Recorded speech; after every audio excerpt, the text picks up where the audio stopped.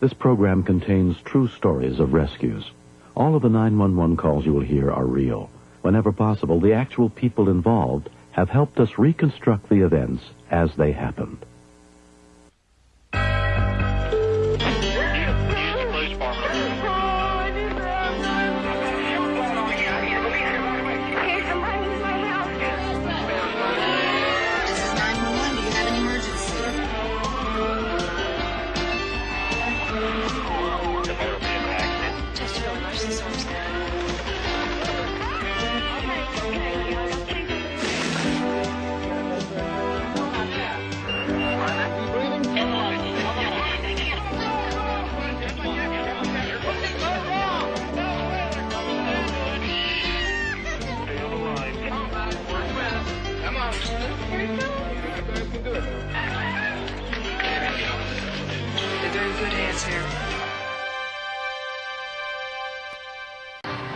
On March 11th, 1992, it was business as usual at a bank in Ottawa, Canada. Around 12:30 p.m., teller Jeff Hamilton noticed a man carrying a knapsack. I didn't see him walking in. I just saw him standing there like, I mean, he could have been a normal customer. And then all of a sudden, it all broke loose. Fill it up. I said fill it up! Come on! We have all kinds of robbery seminars, and they always told us, don't be the hero. Let him run the show. Come on! Hey! Hey! He looked right at the guy right off the bat. He almost stood there as if to say, yeah, right, like you're really going to shoot me, type of thing, right in the branch. You're not going to look at it. I guess sometimes people react a lot differently when the adrenaline's flowing. He said he was going after the guy. I guess he went with his gut feeling and did what he thought he had to do. Kevin Mulligan's call was taken by Ottawa Police Dispatcher Rosemarie Penio. Emergency house? We have a bank robbery at Canada Trust. Okay, I have the suspect. He's armed. You have the suspect, sir? Suspect. Okay, where are you? I'm at the corner. My coworker got the original call from the bank, and I was right beside her, so I was listening in. We knew what he looked like, and I also knew the officers were already on the way. He's running on foot.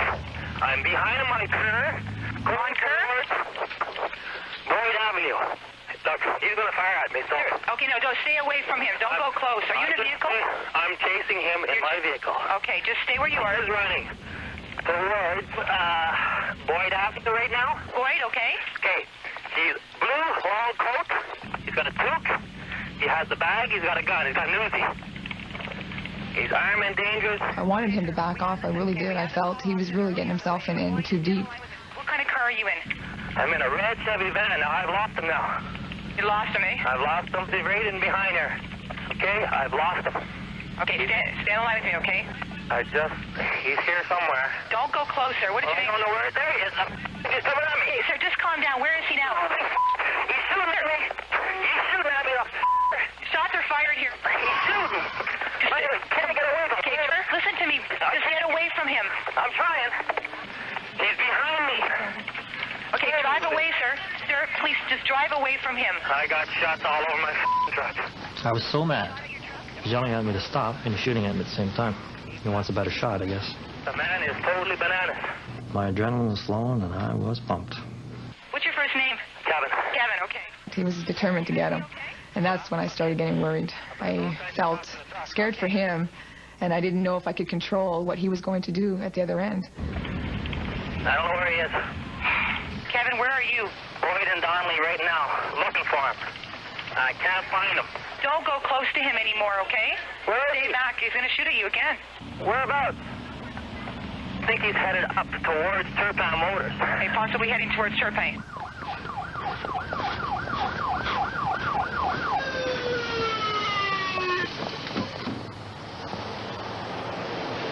He's in the body shop right now. Carly Motors? Yeah. Look, I did my truck search. Holy he shot at me and he's going to kill me. Oh, you going to have a stop? Kevin? Kevin, what's going on? We have an officer here. Can I have his name? Kevin. Hello? Who's this? Corporal Walsh. Pat, it's Rosie here. I can't hear you.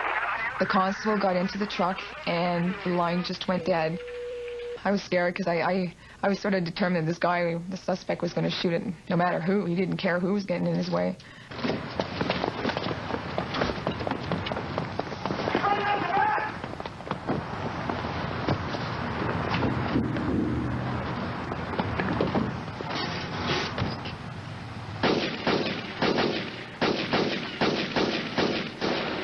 I considered taking a shot, but I realized that the traffic behind him on the Queensway was very heavy that day.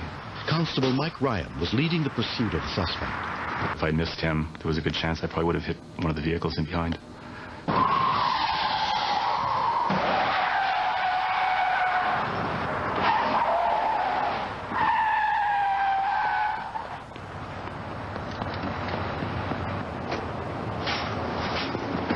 The suspect went through a hole in the fence on the far side of the Queensway, and at that point I joined up with one of our plainclothes officers, Detective Pino, Mark Pino. We were probably a good 40, 45 yards away, and it was a windy day. The handgun's just not going to do the job. The one thing that went through my mind is that this guy is either psychotic or possibly wearing body armor. You almost seem combat trained. He's got no cover whatsoever, and he's firing back at officers, and he doesn't seem to be frightened in the least. He's heading to the 30th Avenue from the Queensway. He's behind the Taggart's building. 10-4.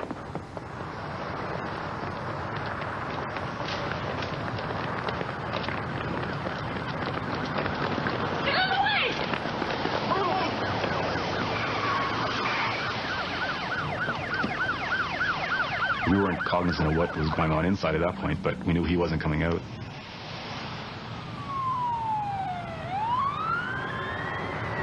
.504 dispatch, we got a suspect inside, he's armed.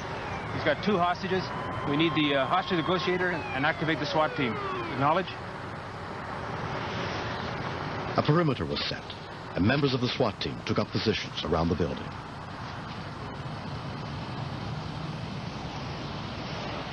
Inspector Elaine Methot was brought in to try to negotiate the release of the 2 hostages. He was receptive when he saw that the cellular phone was being offered to him.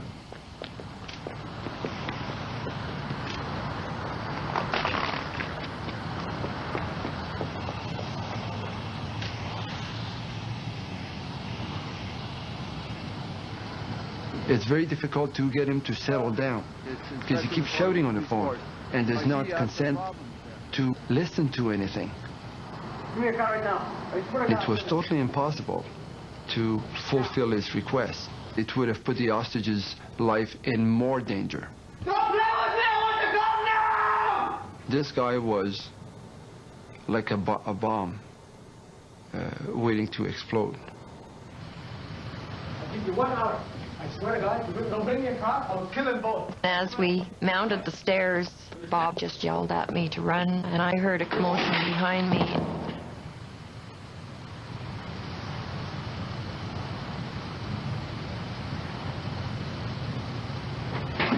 Come on out! Hurry! Hurry! When Bob told me to run, there was nothing else in my mind but to get out of the situation.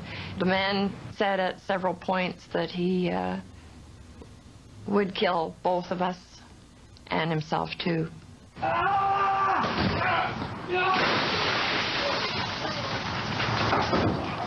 Don't move! Stay there! I got your gun! Get in here! Get in! The SWAT guy was telling me to come over to where he was, and I was using very graphic language, telling him that no, I wasn't going to go over there and come and get the bad guy.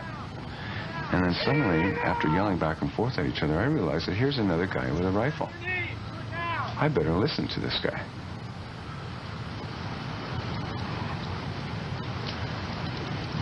And at that point, one of the officers that had been involved from the beginning, through the chase and everything, came running over screaming, "He's not the bad guy, he's the good guy, let him up." The suspect was apprehended in a stolen car by police staked out behind the building. The man was totally irrational. It was like he had no plan, and someone without a plan in total desperation is very dangerous. I felt I had no choice, that there was no option. And faced with that, I decided to fight. If he hadn't done what he did, I don't think that either one of us would be here today to talk about it. The suspect subsequently pleaded guilty to multiple felony charges and was sentenced to 12 years in prison. Hostage Bob Ireland and the man who called 911 on a cellular phone, Kevin Mulligan, were honored by the Ottawa Police Department.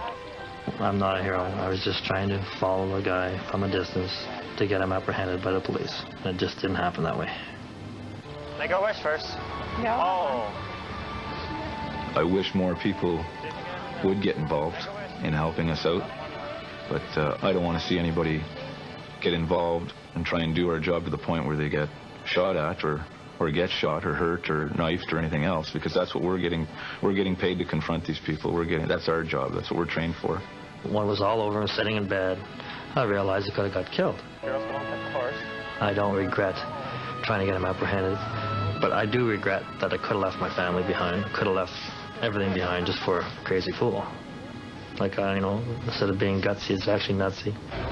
For Bob and fellow hostage Marilyn Bosch, the painful memories of that day still linger. I had just gotten through 5 months of unemployment. And then got a break. I was trying to put my life together again. When this man came in to try to take it all away, with no regard for life or anything that was important to me. It's a terrible feeling, but I have a good family, good friends. They've helped me tremendously. I was very fortunate. I get to see my family again and carry on.